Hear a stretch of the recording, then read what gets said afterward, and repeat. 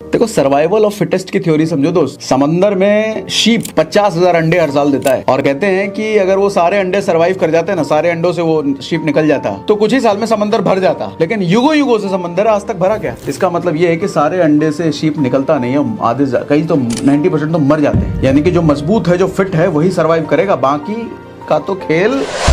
पैसा लिमिटेड है दुनिया में, अनलिमिटेड नहीं है। घर किसी के पास लक्ष्मी नहीं जाने वाली, और कईयों के पास तो जाएगी और जाकर के निकल लेगी। लक्ष्मी को टिकाना है ना अपने पास, समृद्ध बनना पड़ेगा सर। महाराणा प्रताप युद्ध में 70 किलो का भाला लेके चलते थे एक हाथ से, और आज के टाइम में 70 किलो का भाला किसी को दे दिया जाए, 4 आदमी लगेगा संभालने के लिए। एक कहानी सुनाता हूँ आपको, ध्यान से सुनिए। एक राजा अपने डरपोक बेटे को लेकर ऋषि के पास गया, तो ऋषि को बताया कि मेरा बेटा बड़ा डरपोक है, इसको ठीक कर दीजिए महाराज। तो ऋषि ने बोला ठीक है, इसको छोड़ जाओ, देख लेंगे इसका क्या करना है, निपटा देंगे इसको, मतलब मजबूत बना देंगे। तो ऋषि ने उसको लेकर के रेगिस्तान की तरफ गए। वो वहां पे उन्होंने दिखाया है कि एक बाज अपने छोटे से बच्चे को ऐसा पंख पकड़ करके एकदम बादलों की तरफ ले जा रहा था, ऊपर ऊपर ऊपर ऊपर ऊपर ऊपर, और वहां ले जाकर छोड़ दे, और वो फटफड़ाता, वो बच्चा फटफट नीचे गिर रहा है, गिर रहा है, गिर रहा है।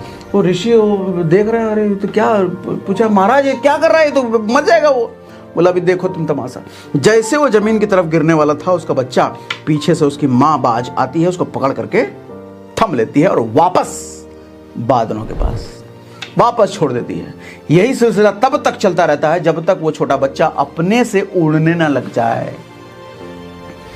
ये देख करके वो छोटा राजकुमार, उसकी बुद्धि खुली।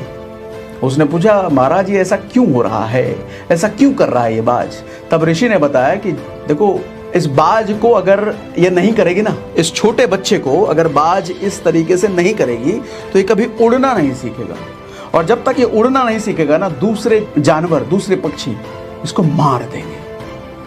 तो इसकी माँ इसको मजबूत बनाने के लिए ये कर रही है। मजबूत बनाने का और कोई तरीका नहीं है। फिर ऋषि ने एक पेड़ के पास लेके गया जहाँ पे उस छोटे से बाज का घोंसला था।